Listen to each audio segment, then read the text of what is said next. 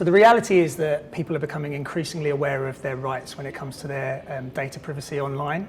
And as a result of that, as well as legislation, there's always going to be limitations in terms of the coverage and the depth of audience data that's available to advertisers. And that's where context becomes a really valuable tool, both in terms of misaligned content and removing that, and optimizing towards what's working.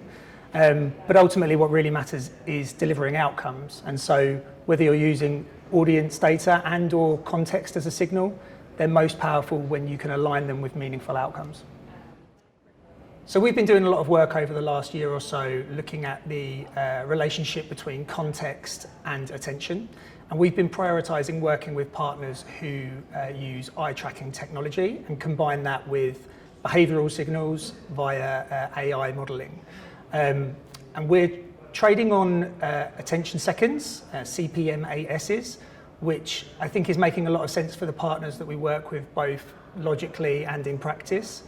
It's early days though, and so we're continuing to test and learn with partners. And a good example of that is some work we've been doing recently looking at optimal attention. So what is the critical level of attention seconds required to drive brand metrics for specific creatives? And that's really helping us to drive cost efficiency for brands when they're delivering their creatives on YouTube.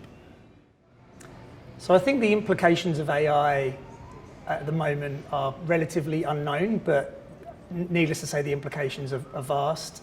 I think what is safe to say is that it's going to place an even greater onus on safety and suitability.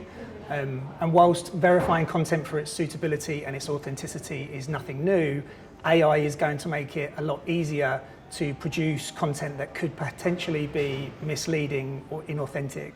And so on the one hand, it's really important that there's a greater level of transparency in terms of the signals that will enable brands to identify content that is potentially inauthentic or misleading.